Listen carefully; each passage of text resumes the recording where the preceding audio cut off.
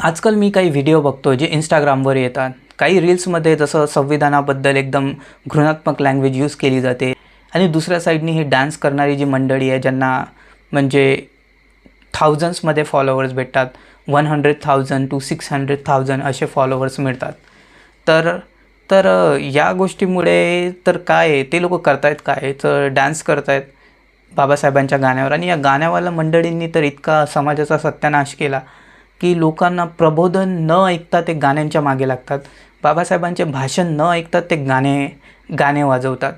आणि काय मग नॉलेज तर काही नाही, बस गाण्यांचा सूर असा डोक्यामध्ये लागला तर त्यांना असं वाटतं की आपण चळवळीसाठी खूप काही कार्य करत आहोत म्हणून.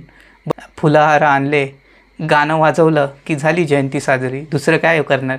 बाबासाहेबांच्या भाषणाबद्दल संशोधन नाही, त्यांचे भाषण, त्यांनी काय बोललं, त्यांना काय हवं होतं, समाज कसा घडवायचा होता, आर्थिक प्रगती कशी साधायची आहे, राजनीतिक क्रांती कशी आणायची, याबद्दल विचार नाही.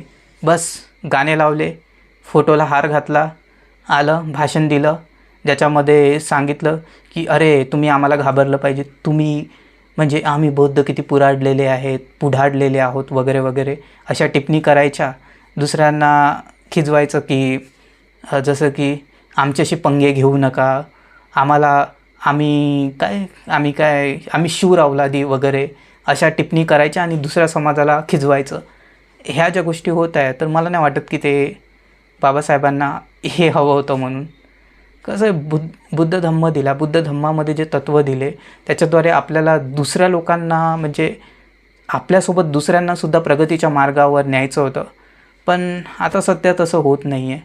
आणि मला असं वाटतं की बाबासाहेबांना जी अभिप्रेत असलेला समाज हवा होता, तो समाज आपण न घडवता एक वेगळ्याच दिशेला चाललो आहे.